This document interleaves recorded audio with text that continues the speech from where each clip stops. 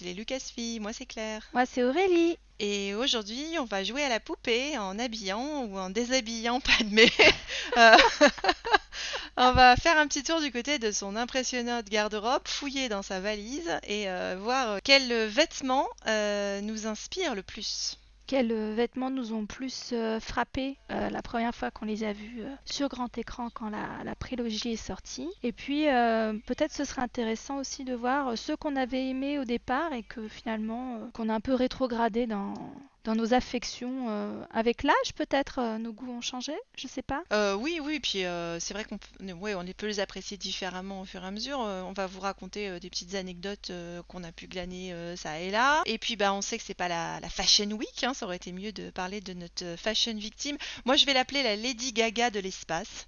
Parce que je pense que d'ailleurs Lady Gaga lui a tout piqué à Padmé. Hein. Il va falloir... autant, bah, il y a plein de choses à critiquer sur le personnage, mais je pense que son influence sur le monde de la mode est très importante. Elle est iconique et donc on va faire le tour de sa garde-robe. Allez, c'est parti.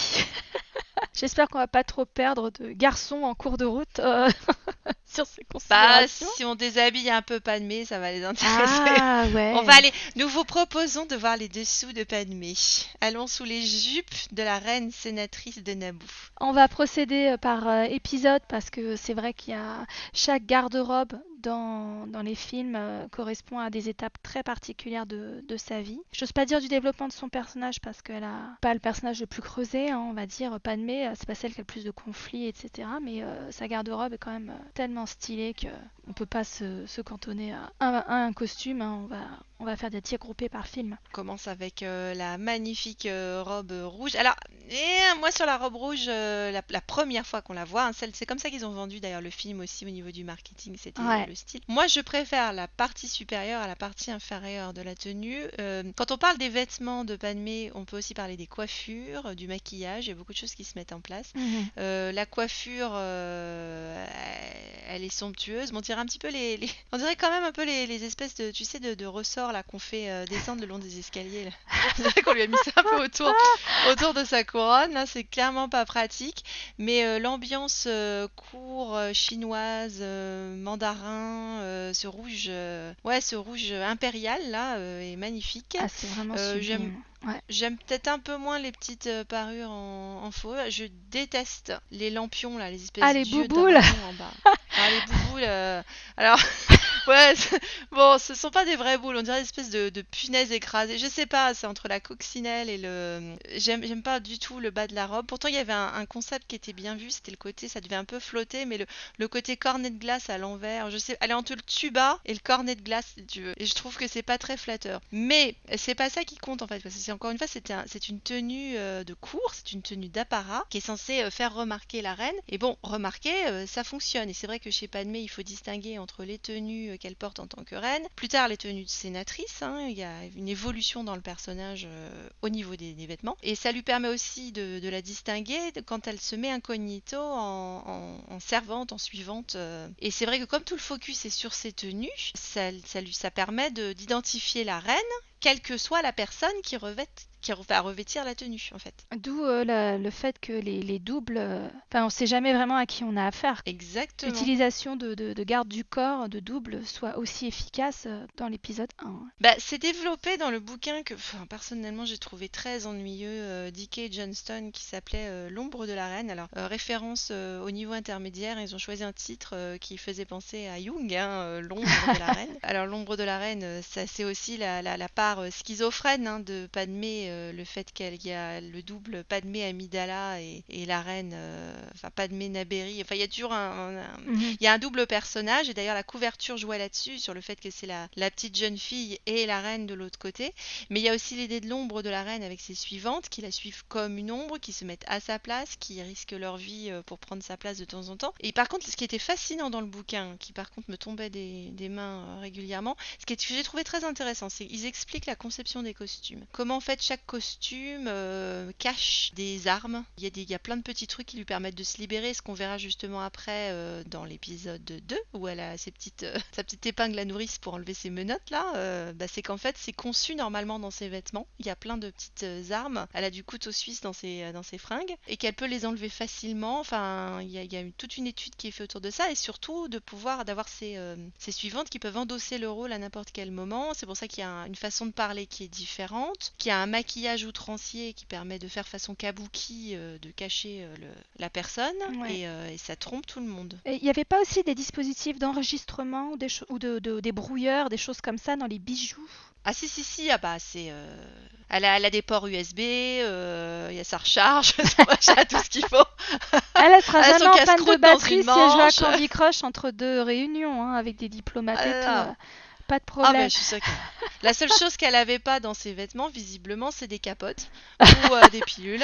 Ou la pilule ou un Mais stérilet qu'elle aurait sorti d'une de ses coiffes invraisemblables. Mais je te rejoins sur le fait qu'effectivement, cette première apparition de Padmé était extrêmement frappante. C'est la première image qu'on a vue Nathalie Portman dans le personnage image promotionnelle en fait, avant la sortie du film. Et on s'est dit, mais attends, après la trilogie d'origine, on s'attendait pas à une telle débauche de couleurs, de dorures, d'ornements.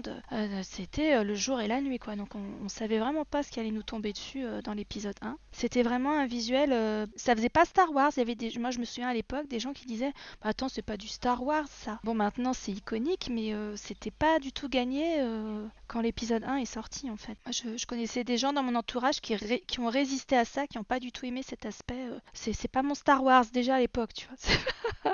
C'était beaucoup des couleurs ternes quand même, beaucoup des uniformes militaires, tout le monde ah bah habillé oui, mais là on pareil, est etc. censé être avant la guerre, donc avant Ouais, la guerre ils voilà, avaient mais des donc du coup, moyens. je pense que les gens étaient pas préparés, enfin certains en tout cas, à une telle débauche de luxe dans la prélogie. Oh bah je pense que là George Lucas il est parti en mode Jurassic Park, hein, comme John Hammond, hein, je n'ai rien économisé, j'ai mis tous mes sous.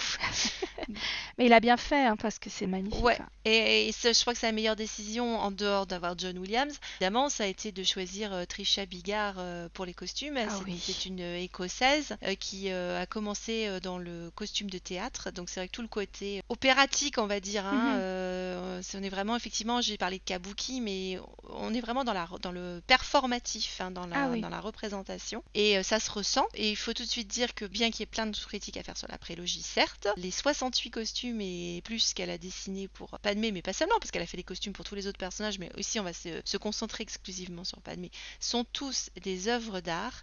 Il y en a une qui, enfin, de temps en temps c'est exposé, mais je sais qu'il y en avait une qui avait tourné récemment à Londres au V&A Museum, qu'on pouvait voir. Mais c'est vraiment, ce sont des chefs-d'œuvre, et c'est quand même scandaleux qu'elle n'ait pas reçu l'Oscar. Je ne suis même pas sûre qu'elle ait été nominée pour les Oscars des meilleurs costumes. Je ne comprends pas cette injustice. Ah mais ça c'est le côté Star Wars toujours snobé aux Oscars ou presque. Il y a des franchises comme ça. Ouais, mais ils ont fait les effets spéciaux, ils ont eu les effets spéciaux, les choses comme ça, des Oscars. Donc pourquoi ne pas lui avoir donné un prix, alors que clairement le travail qu'elle a fait là, non seulement dans le dessin, dans l'exécution, il y a quand même aussi des petites mains, hein, derrière. Il y a certains costumes, c'est 200 heures de travail au bas mot, hein, c'est de la haute couture. La recherche des costumes, ils sont vraiment allés très loin. Ils sont allés faire des marchés aux puces pour retrouver des vieilles pièces vintage qu'ils ont trafiquées, retravaillées. Ils ont fait de l'expérimentation qui a probablement servi peut-être aujourd'hui à des costumiers actuels, parce que ce qui a pu être tenté, ça bénéficie aux autres. Mhm. C'est vraiment une grande injustice, ça. Elle a été nominée pas pour les Oscars mais pour plein d'autres prix, notamment le prix Saturne, qu'elle a remporté pour l'épisode 2, alors qu'elle avait été nominée pour les 3 épisodes. Ah oui, non, mais des prix, la reconnaissance de plein de gens, elle l'a eu, mais les Oscars, what the fuck, hein. Ah, ils l'ont boudé, hein. Franchement, Ouais, ouais. C'est dingue, hein. C'est pas toujours très clair, hein. Magnifique costume qui est parmi ceux qu'on trouve très facilement. De toute façon, c'est simple, hein, il suffit de voir quels costumes sont vendus à Halloween pour les gamins Lesquels on ou le voit plus pour les souvent en cosplay. cosplayers. Exactement. Celui-là, c'est un favori, oui, C'est très un clairement. best-seller, ouais. Et c'est vrai ce que tu disais sur la théâtralité de Padmé, c'est un des aspects les plus fascinants de son personnage dans l'épisode 1, c'est qu'elle masque son visage, elle a cette peinture qui efface ses traits et qui permet évidemment à n'importe quelle suivante de prendre sa place. Elle masque sa voix, elle parle très très bas, elle a une voix très très grave et je pense que ça devait être même assez inconfortable dans certaines scènes pour Nathalie Portman ou pour Keira Knightley, hein, des fois une de ses suivantes Mhm. qui prenait sa place. On est dans la représentation, la mise en scène du pouvoir royal dans toute sa splendeur. Il y a un côté Louis XIV aussi, hein, complètement dans ce personnage où tu évoquais les mandarins. Mhm. On est vraiment là-dedans. Mise en scène complète de la personne royale qui est à des années-lumière de la personne privée, donc qui est Padmé Naberry, celle qu'on apprend à connaître quand elle se fait passer pour une servante. Et puis le côté, on peut pas donner un âge, enfin il y a un côté universel Mhm. au maquillage qui fait que c'est vrai, quand elle a plus son maquillage, elle fait très très jeune quand elle est en train de se promener sur Tatooine. Là, tu as l'impression qu'elle a perdu 5-6 ans d'un coup, alors elle fait plus âgée avec son maquillage et ses tenues royales, ça la vieillit. T'as l'impression que c'est une femme et dès qu'elle retire le maquillage, qu'elle est en Padmé tout court, quoi, tu vois, bah non, c'est une adolescente, elle a 14 ans, c'est une gosse, quoi. Autre tenue? Dans l'épisode 1, moi c'est vraiment celui-là qui m'a le plus marqué. J'avoue que parce que t'as tout qui te pète à la figure d'un coup, t'as la coiffure, t'as le maquillage, t'as la voix super grave. C'est vrai que moi les loupiottes en bas, je suis pas trop fan. D'ailleurs, ils sont bien fait chambrer parce que t'as un plan où elle regarde l'invasion du palais de par la fenêtre et en fait t'as la prise. Tu vois le cordon de la Ah bon? truc qui branche les lampes. Oui, oui, oui. Ça a été gommé Ah, c'est dans le excellent! Blu-ray, je crois, mais au cinéma et enfin, tu voyais la prise le long du truc pour aller brancher les loupiottes sur sa robe. Enfin bon, ouais. Je suis d'accord Ah, avec c'est toi, excellent! les lampes en bas, c'était vraiment, c'était le détail de trop Bah, pour le coup. bah, me dire même la forme de la robe, c'est vrai que c'est pas très loin de la lampe de chevet, hein. Mais il y Il avait y a ça. d'autres. En fait, c'est surtout les coiffes, moi, qui m'ont marqué, parce que bon, tous les costumes, encore une fois, enfin, on pourrait faire sur chaque costume, on pourrait faire 3 heures. Les kimonos qu'elle porte, Ah les ouais. couleurs qui ont été choisies, on va clairement dans les rouges, orangés. Alors, sur Naboo, on a l'impression il y a, bon, il y a quelques couleurs qui dominent, c'est-à-dire rouge-orange, du gris, parce qu'on le voit aussi aux funérailles de Padmé avec la reine qui a pris sa place derrière, Mhm. le noir, et puis un peu de violet aussi, hein, je pense qu'après, je ne sais pas quelle est la symbolique spécifique à Naboo.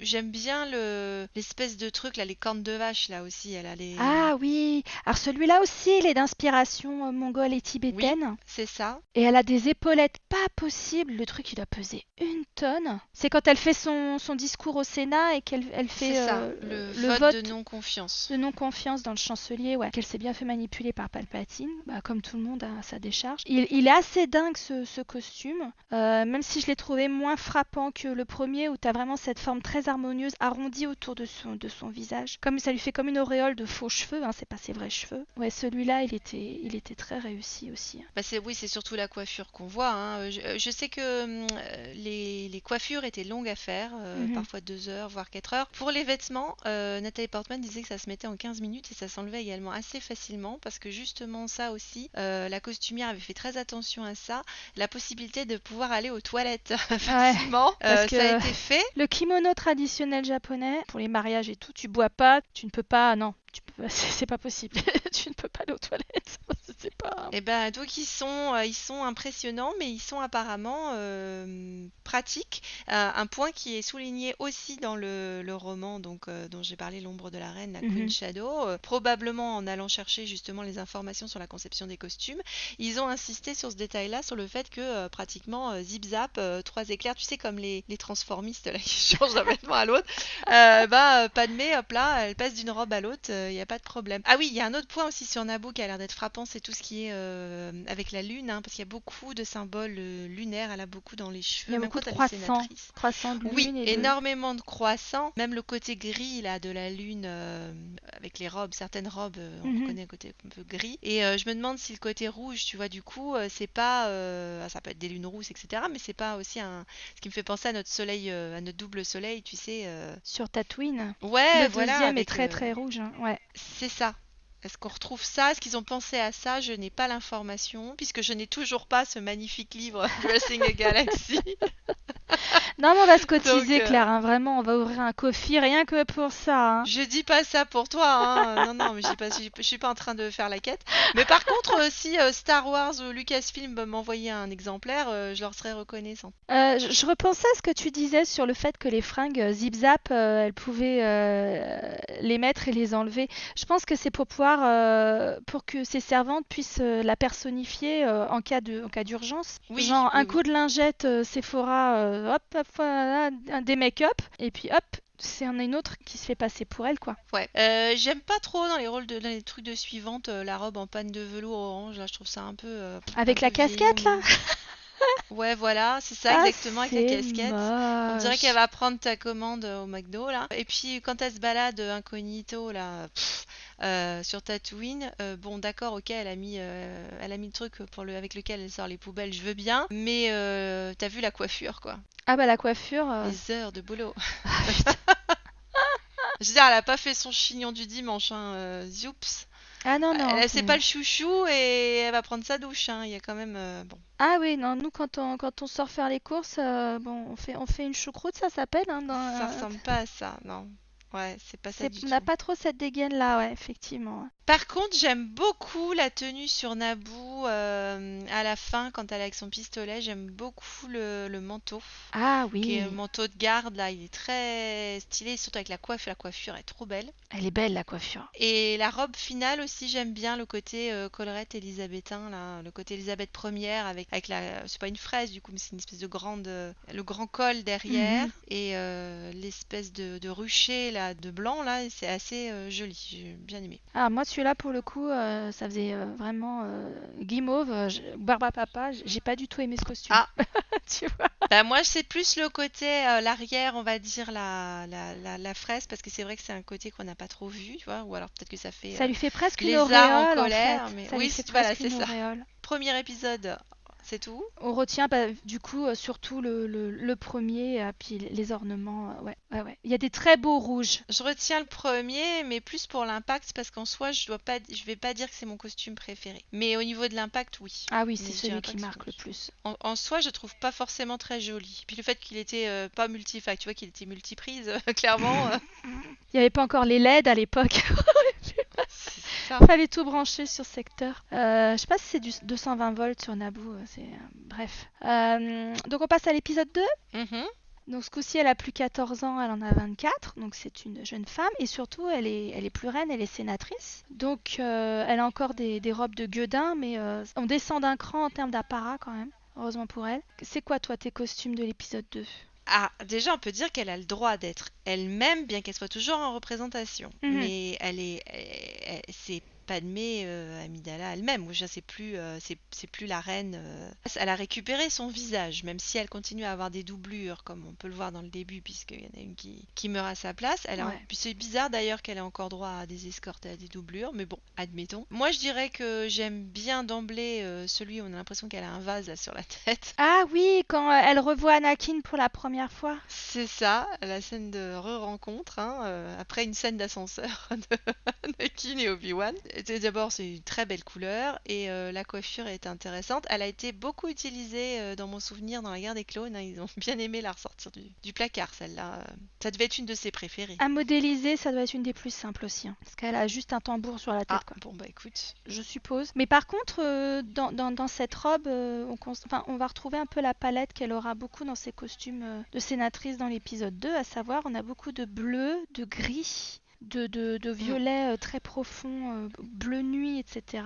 Puisque la fameuse robe qu'elle a quand elle fait sa valise, bah, Oui. on est exactement dans la même palette, à part les espèces de manches bouffantes qui sont d'un gris plus clair. Mais sinon, on est dans les mêmes genres de palettes de couleurs, avec souvent des corsets et des plastrons de broderie. Il y a quand même Oui. des points communs sur ces robes de sénatrices. Beaucoup de bijoux aussi, beaucoup Ouais. plus. Et il y a également beaucoup plus de costumes. À mon avis, c'est peut-être l'épisode, j'ai pas vérifié, mais je pense que c'est l'épisode où elle a le plus de changements de costumes. Ah oui, oui, ils se sont lâchés Coiffure, là. bien qu'il y ait il y ait beaucoup de coiffures, justement, encore une fois, Lady Gaga de l'espace, elle a beaucoup le paquet cadeau, hein. C'est-à-dire l'espèce de ruban, là, on dirait qu'elle a un nœud dans les cheveux.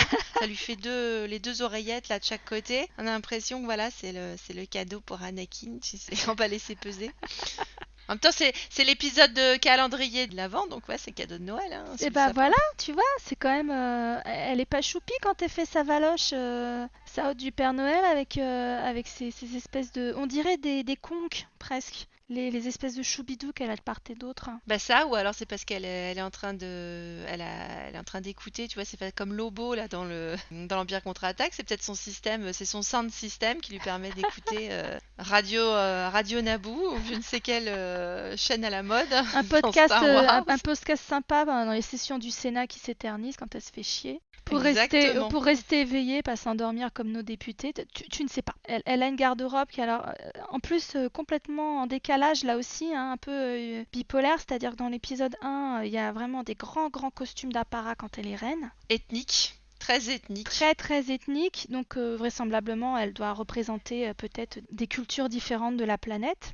Ça fait peut-être partie des impératifs de sa fonction, de sa charge hein, d'ailleurs, dans ces costumes Mhm. qui sont vraisemblablement très très codifiés. Et puis à côté de ça, il y a Padmé, celle qui se fait passer pour une suivante, qui a aussi des très jolies tenues parce que tous les tissus, toutes les textures, même pour les suivantes, on a affaire à vraiment des tissus de très grande qualité, des velours, des choses, de la soie, des choses vraiment très luxueuses, sauf quand elle est vraiment sur Tatooine. Et dans l'épisode 2, pareil, tu as la sénatrice collée montée sur Coruscant.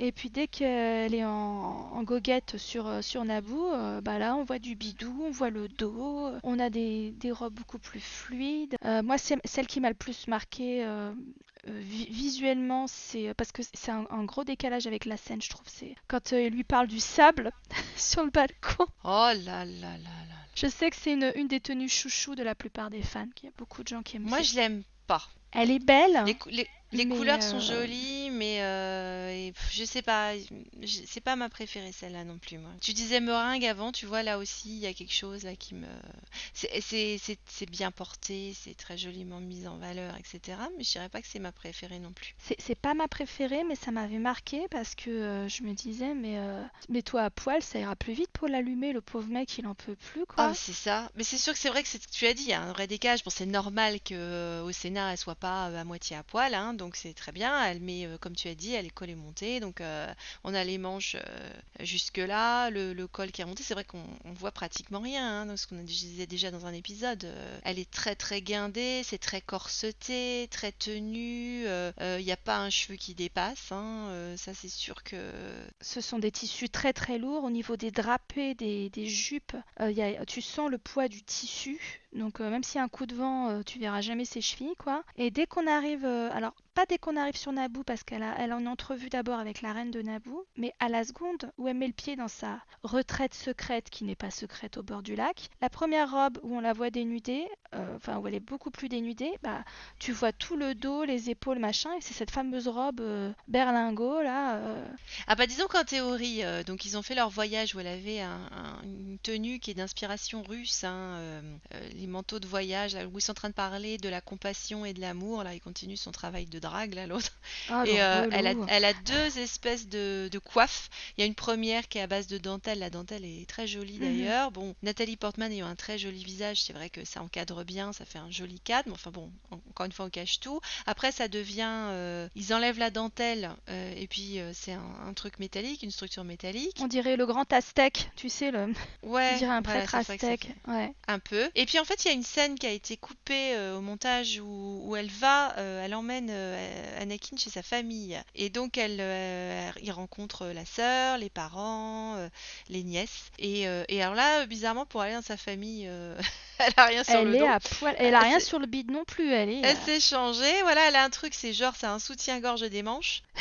C'est Et ça. puis après, elle a une espèce de plissé, de jupe plissée relativement moulante avec un serre-tête. Tu vois. Et donc elle est là en mode ouais, on mange trop bien chez maman. Tu sais, genre, elle a mangé une pomme, ça doit être déjà pas mal. Elle m'a pas l'air d'être fan de la choucroute, pas de mais, enfin bon, j'en sais rien, mais bref. Elle n'accumule pas les graisses. C'est Ah bah voilà, c'est un métabolisme, il n'y a pas de justice. Je ah sais pas. bah écoute, Tant mieux de pour la elle. chance, bon, très bien. Mais voilà, et puis confidence dans la cuisine, enfin peut-être qu'ils se sont dit ça allait faire vraiment trop soap opéra, où elle était là, pendant que le futur beau-père balade le gendre dans le jardin, tu vois, lui monte les chiens, tout ça, etc. Monte ses Euh, rosiers ou je sais pas quoi. Exactement, elle est là dans la cuisine avec sa mère et sa sœur. Oh, il y a anguille, il y a baleine sous gravier entre vous deux. Ah mais non, pas du tout, hein, c'est juste un petit garçon, tout ça. Notre relation est purement professionnelle. Puis là, elle a son C'est ça. regard qui s'attarde sur Anakin. T'as la frangine et la mère qui ont des regards entendus, genre ouais, c'est ça, ouais. Prends-nous pour des jambons aussi, t'as raison. Bah, sauf que du coup, ils ont coupé la seule scène où on voit une évolution de ses sentiments parce que elle, du coup, ça sort de nulle part le fait qu'elle commence à s'intéresser à lui, quoi. Ah, mais complètement. C'est dommage d'avoir enlevé cette scène-là parce que ça pouvait amener une réflexion. Mais après, je comprends pourquoi ils l'ont fait. Ils se sont dit c'est trop long. Ils se sont surtout virés essentiellement des scènes avec Padmé. On en reparlera pour l'épisode 3. Ah oui, parce que C'est là, vrai c'est que la vraiment c'est scandaleux pour l'épisode 3. Pardon. Voilà, c'est elle qui saute à chaque fois, hein, donc développement de son personnage ou éventuellement de la relation entre Anakin et elle, bah c'est pour ça. Alors peut-être qu'ils avaient mal écrit les scènes, j'en sais rien, mais t'as raison, à partir du moment où elle arrive sur Naboo, bah alors c'est vrai que le temps est plus clément. Après il y a la robe du pique-nique aussi qui est très très belle dans le détail. Pareil, j'aime pas plus que ça non plus. Alors juste pour l'anecdote, c'est une robe qui était tellement fragile qu'il fallait porter l'actrice pour la déposer sur son lieu de pique-nique. Alors quand après elle est là en train de faire des roulés boulets dans l'herbe, je sais même pas comment ça a pu tenir ça. Ah oui, non, c'est paradoxal parce que Ouais, c'est curieux, hein, je sais pas, peut-être qu'il y avait une version, il y avait peut-être une version roulé boulé, mais il y avait en tout cas certains costumes. Alors peut-être que c'est pas celui-là, mais moi j'avais cru comprendre que c'était celui-là, mais certains costumes en tout cas, et ben pouvaient pas se déplacer sans qu'on la porte. c'est incroyable ça. Moi, ce costume-là, alors je l'ai trouvé beau, mais comme la scène à laquelle il est associé me sort par les trous de C'est nez, ça. j'ai fait l'amalgame. Hein. Je sais, c'est très con, mais je suis un peu dans le rejet de ce truc. Le seul truc qui m'a fait marrer, c'est les choubidous dans le filet. Oui, Sur les voilà, oui. côtés, le filet de part et d'autre. Tu dis, ah, bon, Léa, elle avait la version sans filet.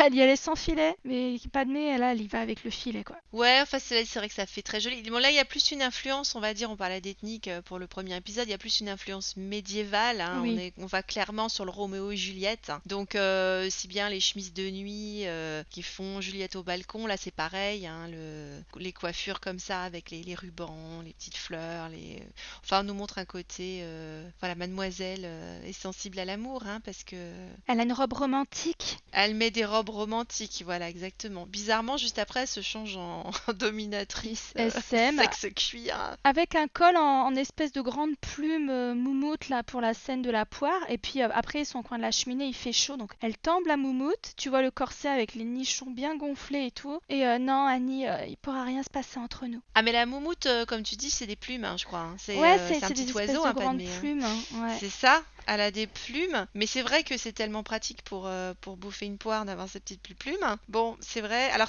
faut savoir que cette robe-là est la seule robe que Trisha Bigard n'a pas imaginée. C'est une robe qui a été explicitement requise par Monsieur Georges Lucas. Monsieur Georges Lucas, nous nous inclinons bas devant ce choix vestimentaire qui fait tache dans la Qui fait garde-robe de Padmé. tache. Et c'est la seule tenue qui fait tache par rapport à la garde-robe. Et alors par rapport à la scène, c'est vraiment c'est du grand n'importe quoi. Et c'est la seule robe qu'on... Moi je l'imaginais pas du tout porter une robe comme ça quoi. Ah puis, attends, t'as vu les gants en cuir, comment ça doit être pratique ce truc-là. Parce que bon, Putain. d'accord, nous on adore les gants en cuir, hein, comme vous savez, hein, sur Surtout quand Kylo, c'est ceux de Kylo. on est très fan. Voilà, sur Kylo on est très fan. Mais là, attends, elle a les trucs qui remontent jusque là. T'imagines comment, je sais même pas comment elle peut bouger les bras. À la limite, ça doit faire ses 3 PO, tu sais, quand elle porte son truc. Et alors pour manger, pour être là, pour repousser les avances du Jedi vicieux, eh ben bon courage ma grande, hein. Oh la vache. C'est pour ça qu'elle se sauve, hein, parce qu'elle sait qu'elle peut pas trop bouger avec sa robe en cuir. T'as intérêt à J'imagine t'éloigner les bruits de rapidement. crissement qu'il a fallu effacer au montage audio du film, tu sais, les ingé-sons, les les bruits de cuir et de vinyle qui... Non mais laisse tomber quoi. On dirait elle va à une soirée fétiche en fait, elle va à une soirée SM, machin. C'est ça, il lui manque que le fouet, hein. Mais je dirais que sur l'épisode 2, ce que j'ai retenu le plus, en fait, en dehors de la robe de mariée sur laquelle on reviendra plus tard, ce sont ce qui va par-dessus, c'est-à-dire tous ces manteaux. Mhm. Elle a un joli cafetan sur Tatooine, elle a Ah oui. une magnifique cape en dévoré là, de velours sur Tatooine également. Alors pour aller rencontrer des fermiers là du fond de nulle part, franchement, elle aurait pu faire un effort à essayer de se mettre un petit peu moins. Je sors de ma Fashion Week, hein, parce que là, Elle fait elle a pas le sens tellement de la. tâche quoi. Bah, ça se fait pas, quoi. Ils sont là en plein enterrement. Elle est là, elle débarque avec ça. Bon, bref. Et il y a aussi sa robe de chambre, là, quand elle surprend Ah oui, elle est magnifique. Anakin. Magnifique robe de chambre qu'on revoit un peu dans une version. Je sais pas si c'est exactement la même ou si c'est Elle a dû juste être une version retouchée. dérivée. Je pense qu'elle a été Ouais, parce que retouchée dans l'épisode toi 3. aussi t'as remarqué, Ah oui, c'est la c'est la même. même qu'elle porte Mhm. avec Obi-Wan et j'aime beaucoup cette panne de velours là avec son sur le côté. Je trouve que c'est très joli. Moi, je te dirais que les deux tenues que je préfère dans l'épisode 2, ce sont les tenues sur Tatooine. Donc, il y en a une qu'on a déjà mentionnée dans Prélogie Mon Amour, qui est cette tenue un peu de déesse grecque, bleu pâle, avec des drapés magnifiques, qu'elle porte au moment où Anakin apprend l'enlèvement de sa mère par les Tusken et où ils se disent au revoir et il va aller au village où il va finir par retrouver sa mère qui va mourir dans ses bras. Donc cette tenue-là, elle est vraiment superbe. Et j'aime beaucoup la tenue qu'elle porte quand Anakin pète un câble après l'enterrement Ah de bah sa voilà, mère. c'est celle avec le cafetan là quand elle lui amène son petit snack là en disant calme-toi, mange un sandwich. La robe bleue et par-dessus cette espèce de tenue qui évoque à la fois l'Amérique du Sud et l'Afrique. C'est très joli. Et en dessous, elle a un plissé Fortuny. Alors, on voit qu'ils ont tourné la plupart des scènes de l'épisode 2 en Italie, hein, parce que c'est vrai que dans la garde-robe, Italy forever, hein, il y a quand même il y a quand même une grosse influence entre la mode médiévale et puis là le plissé Fortuny. Mais du coup, tu sais, quand tu me reparles là de la robe plissée grecque de Padmé, ça me fait penser que finalement le costume de Rey dans l'épisode 9 qu'on compare souvent avec la tenue moule-fesse, là, la combinaison de Geonosis. Catwoman blanche là, de Ouais. Geonosis, exactement. En fait, pour moi, la tenue de Rey, ce serait une combinaison entre ce blanc là de cette tenue et le plissé Mhm. de Tatooine. C'est un peu entre les deux parce qu'on a beaucoup parlé justement hier quand on a fait l'analyse du spot télé bande-annonce, hein, du fait que Rey ressemble un peu à une déesse grecque avec ses voiles et ses machins, et ben là on retrouve un peu ça en fait. Ça allie le côté pratique, femme d'action, mouvement de la tenue qu'elle a sur Geonosis. Et les beaux drapés blancs en plus, là en l'occurrence dans l'épisode 9, qui étaient beaucoup moins pratiques, je pense, du temps où elle était pilleuse d'épave. Enfin, reste à voir ce qu'elle va faire dans le 9, j'ai l'impression que ça bouge beaucoup pour elle, pour notre amie Ray aussi. Mais ouais, je vois ce que tu veux dire. On dirait un mix des deux, qui fait que la tenue de Ray, elle est quand même, elle est de plus en plus féminine, hein, de toute façon, au fur et à mesure qu'on avance dans la post-logie, quoi. Enfin, quand même, on remarquera que pour aller sur Tatooine, elle a quand même encore pris une valise de la mort, hein, parce que elle est juste censée faire une escale. Tu vois, genre, limite, il devait récupérer sa mère, a priori. Bon. Et là, elle trouve quand même le moyen de se changer plusieurs fois. Encore une fois, pauvre Leia qui passait l'intégralité d'un épisode avec une pauvre tenue. Il n'y a pas un plan où elle porte les mêmes vêtements quasiment. Enfin, je veux dire, d'une séquence à l'autre, je parle pas en plan sur une séquence, mais d'une séquence à l'autre, elle a une nouvelle tenue, une nouvelle coiffure. Elle se change autant que les Miss pour l'élection de Miss France. Il y a autant de changements de robe, je pense. Ou autant de changements Miss de robe que Mylène Galaxy. Farmer pour un concert, je sais pas. Mais c'est hallucinant, quoi. Mais donc voilà, moi, mes deux préférées de l'épisode 2, ce seraient ces deux robes de Tatooine, quoi. C'est pas, Ah, Je suis c'est pas d'accord les sur le plus plissé spectaculaires, fortuné. tu vois, c'est pas les plus Non, non. spectaculaires. Je trouve que, je sais pas, elle me touche. Il y a vraiment quelque chose qui me touche dans le mouvement des tissus, pas nécessairement ce à quoi c'est associé en plus, encore que, mais ouais. Bon, la robe de mariée quand Ah même, bah qu'on voit que ouais. quelques secondes, enfin pas longtemps à l'écran, très jolie. Alors j'avais dit la dernière fois que c'était une nappe. Je reprends, petite imprécision, ça n'est pas une nappe, c'était un dessus de lit, ce qui est encore mieux pour une robe de mariée, parce que Ah bah oui. forcément ça se termine au plumard. Donc Même c'était pour ces un dessus deux-là. de lit qui avait été trouvé. Ouais, voilà. Mais c'est vraiment très très beau.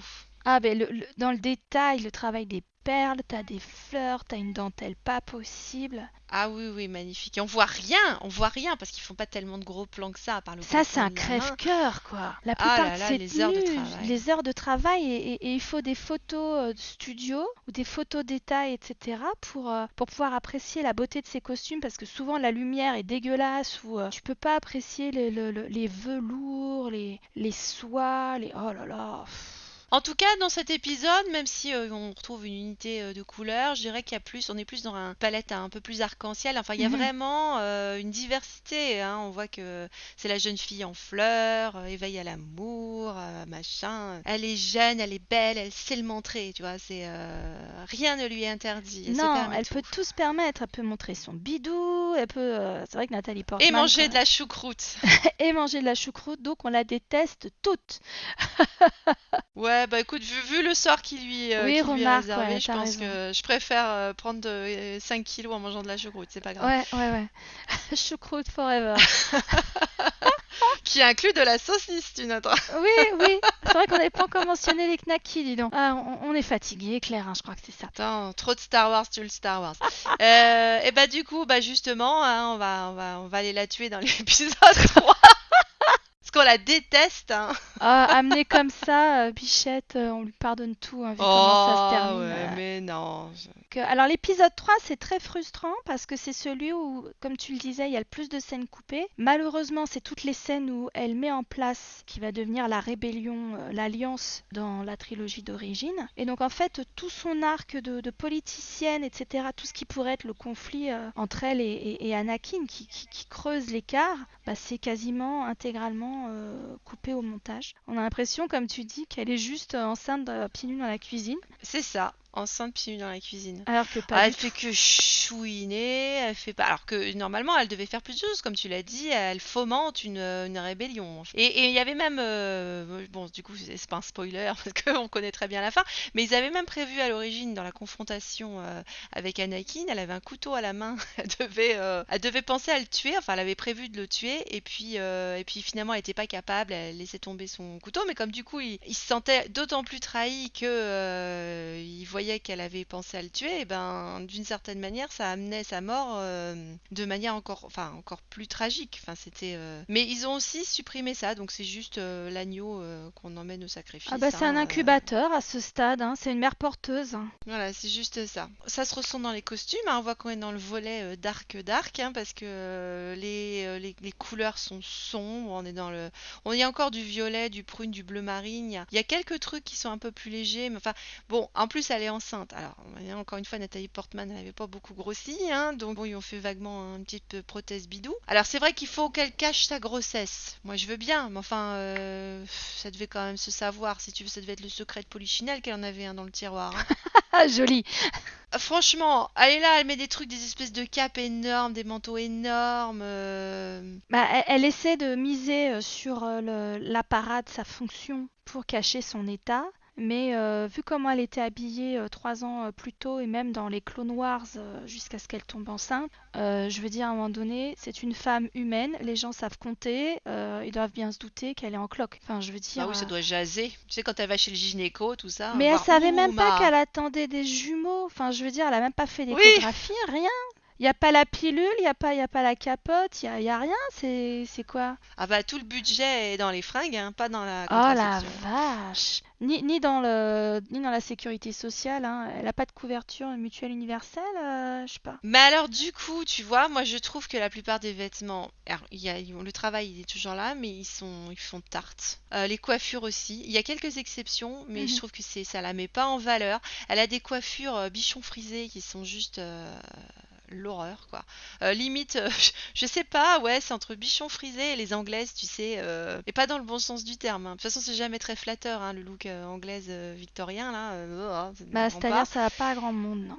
C'est ça. Et alors, les quelques fois où elle a des belles coiffures, bah, il y a celle justement dans la séquence avec Obi-Wan où elle a ressorti sa robe de chambre Ah, elle est belle, cette de scène est Naboo. belle dans cette La coiffure séquence. est très belle. Bon, à la Sanat, au moment où elle se fait tuer, là, on se dit qu'ils sont allés loucher du côté de Tomb Raider. Moi, je dirais que du coup, la tenue que je préfère de tout l'épisode, c'est quand elle se fait enterrer. Ah ouais, c'est vrai que la tenue d'enterrement, elle est vraiment magnifique. Pareil, elle a beaucoup de détails et on n'en voit presque rien. C'est vraiment un crève-cœur. Mais tout est beau là, la coiffure, le manteau, La mise en scène, les fleurs, le maquillage, ah ouais, tout tout est est, parfait. tout est sublime. Bah, finalement, c'est sur cette image qu'on la quitte. Et c'est très marquant en plus cette palette de bleu royal, hein, c'est un bleu royal, donc Ouais, on l'a rencontrée en rouge, on la quitte en bleu. C'est les deux couleurs de quand la même les plus Vierge. importantes de Star Wars. Ouais, oui, en bleu de la Vierge, oui. En plus, En ils font plus, son. Enfin, c'est les deux couleurs canoniques de la Vierge, de sa robe et de son manteau, hein, donc.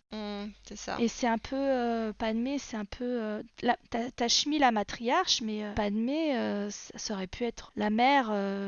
Et puis finalement, ça s'est pas fait. Moi, quand même, sur cette tenue de sénatrice, alors les bouclettes, je suis pas fan. Les chemises de nuit qu'on peint un pli avec les perles sur les bras, Oh là là, ça a genre l'air elle danse sur pratique le ça. côté, elle a pas les marques sur les bras. Attends, tu te fous de ma gueule. T'imagines, moi déjà j'ai un pli sur l'oreiller, moi déjà, alors t'imagines avec des perles. Mais c'est ça, mais au secours, j'aurais trop peur de le casser le truc. Ça doit pas être des perles en plastoc, c'est des perles de culture, je suis sûre. Enfin bon, bref.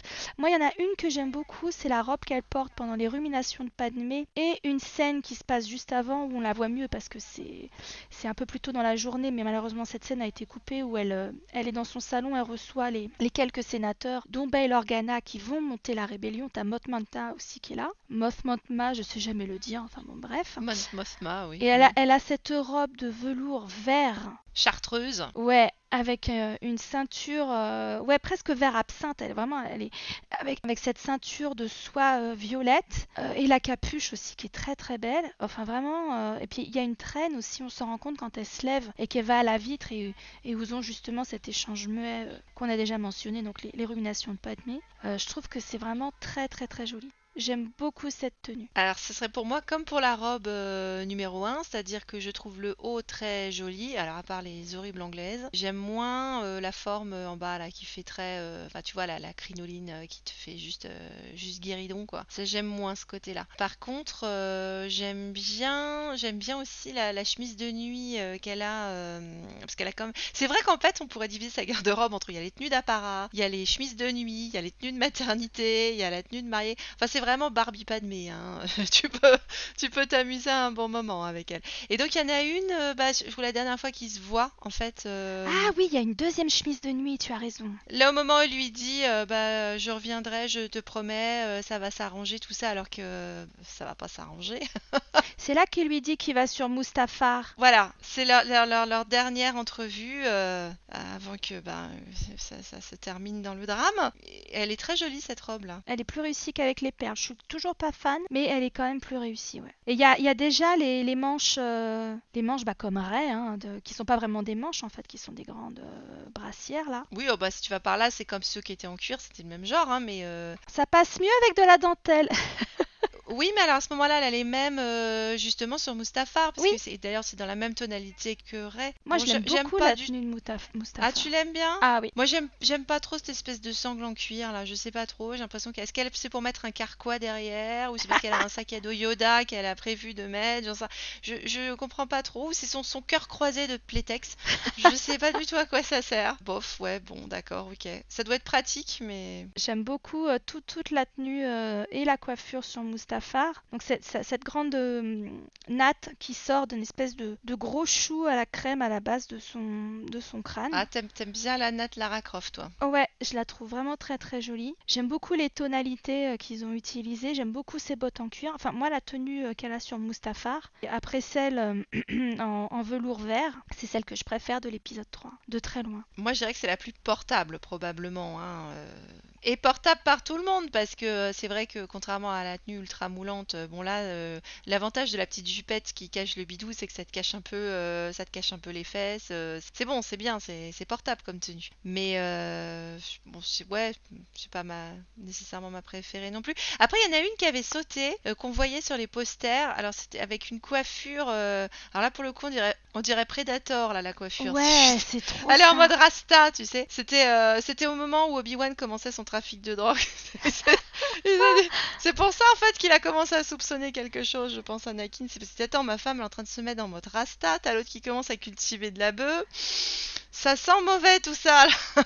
Bah, c'est une scène pareille qui a été coupée où elle dirige une délégation de ces fameux sénateurs avec qui elle s'est mise d'accord. Ils veulent faire passer une motion pour lever l'état d'urgence ou je sais pas quoi et que Palpatine redevienne un chancelier lambda et redonne les pouvoirs au Sénat puisque les séparatistes sont presque tous éliminés. La menace Et où il refuse qu'en fait, cette scène-là, elle a sauté, c'était la sous-intrigue, enfin l'intrigue secondaire de la création de la rébellion. Et c'est d'autant plus dommage qu'elle ait sauté que c'est la coiffure qu'elle porte sur le poster officiel de C'est ça. l'épisode. Ouais. Enfin, la pire tenue étant probablement sa tenue d'accouchement, hein, parce que franchement, la robe méga blanche, faire ouh ma.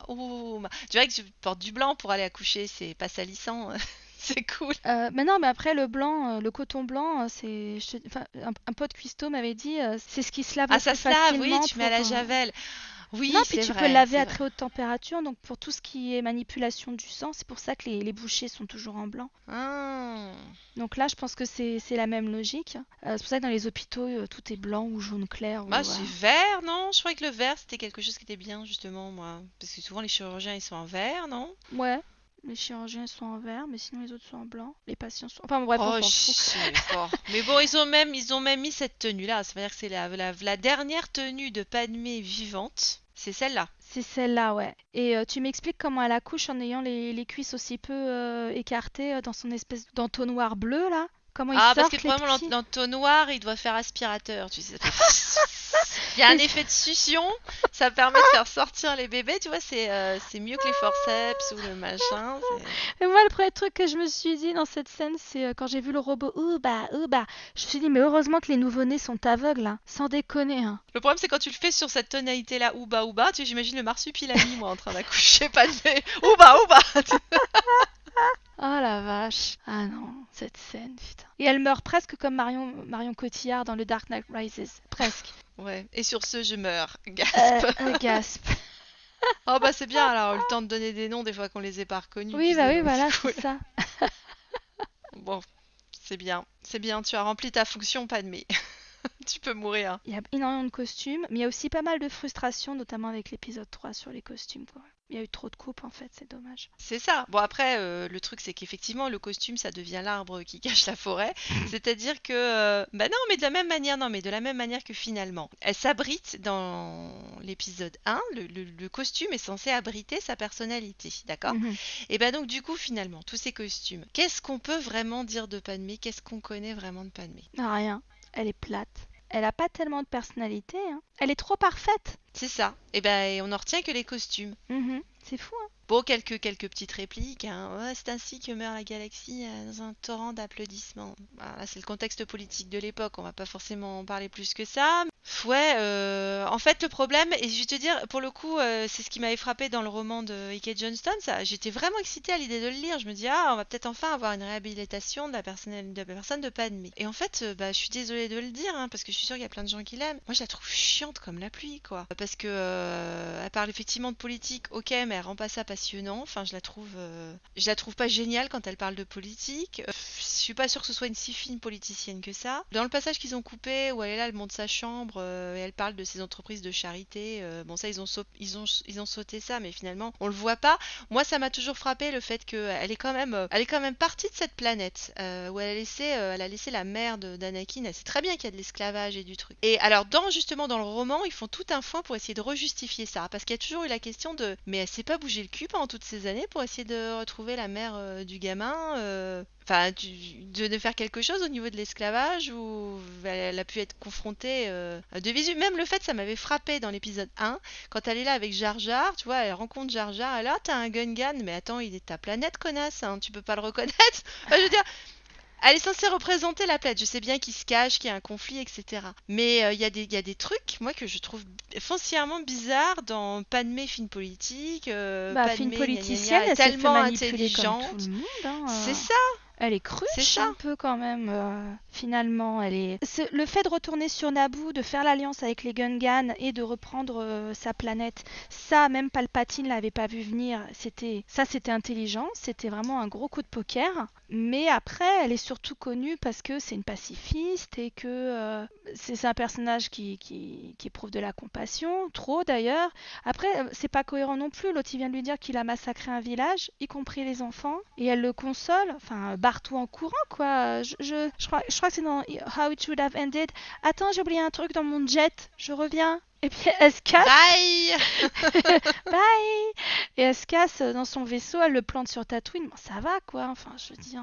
Fais ta valise, Padmé. Fais ta valise, exactement. C'est le moment ou jamais, hein. Donc, ouais. Et puis, c'est une tragédie. L'épisode 3, c'est triste, etc. Mais elle nous échappe parce que, par certains côtés, elle est trop parfaite, elle est trop lisse. Il n'y a pas de conflit. Non, mais il y a personne, il y a plus personne à tuer dans l'épisode 3, j'ai envie de te dire moi, parce que voilà, elle est là, je sais pas, elle est complètement décalée par rapport à ce qui se passe. Elle est en train de se brosser les cheveux.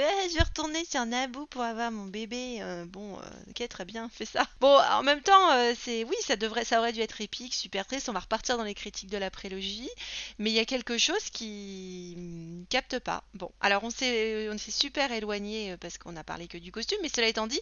C'est ce que je disais au début, l'arbre qui cache la forêt, c'est-à-dire qu'on se retrouve finalement, quand on parle de Padmé, consensuel, c'est les costumes. Ah, trop beau les costumes. Ouais, c'est ça qu'on retient d'elle. Ça va pas forcément être des actions ou ah c'est triste, elle est morte ou oh quelle conne, elle pouvait pas avoir la volonté de vivre pour ses gamins. Enfin, C'est ça. tu vois, t'entends deux trois trucs et sinon c'est ah ouais, Nathalie Portman, qu'est-ce qu'elle est belle, elle avait des trop belles robes. C'est ça, mais bon, le fait est. En même temps, moi j'avais un problème de toute façon aussi avec l'histoire de. Parce que normalement, à l'origine, dans le canon qui a été décanonisé, la mère elle se barrait avec sa gamine sur Alderaan, hein, puis c'est pour ça que Leia arrivait à se souvenir de sa mère. Donc ça faisait un petit peu le choix de Sophie, hein, c'est-à-dire elle Mhm. gardait un gamin et l'autre, bah non, pas grave.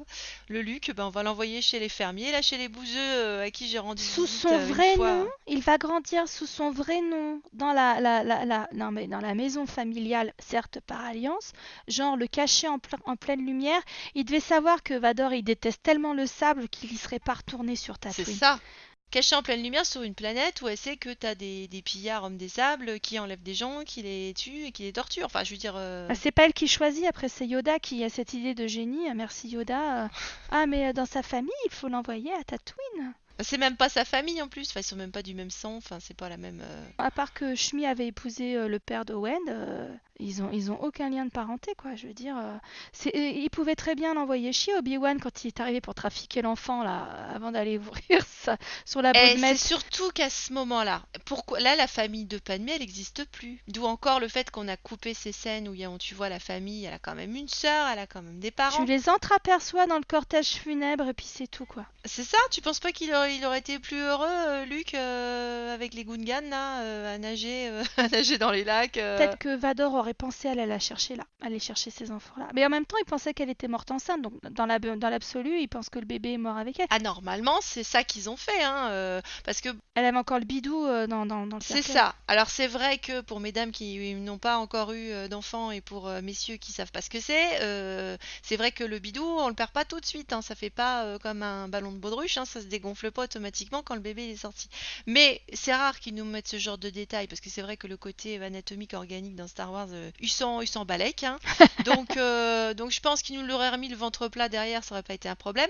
L'idée aussi, c'était justement de bien insister sur le fait qu'elle meurt enceinte et donc les bébés, enfin le bébé, puisque d'ailleurs Vador, même Anakin, même avec son système échographie Jedi, il a même pas capté qu'il y en avait deux et il était persuadé que c'était une fille parce que vu les coups de pied qu'il se prenait, il avait décidé que c'était une fille. Donc il avait reconnu Leia, Luke il devait passer son temps à sucer son pouce et à rien faire. Mais même si Anakin l'avait pas senti, enfin Obi-Wan l'a pas senti, Yoda l'a pas senti, Non, machin. personne. Mais faut arrêter les conneries. Ils auraient dû sentir qu'il y Ah, avait deux forces de vie. En plus, dans la force, c'est les enfants d'Anakin, quoi. Ah bah ils non. sont pas détecteurs de bébés, tu Ah, mais sais, je crois que c'est les juste Jedi. l'explication, c'est because le script. Hein. C'est juste ça, hein, pour le coup. Ah, en même temps, ils ont pas l'habitude des bébés, hein, ils ont pas le droit de se reproduire, tout ça.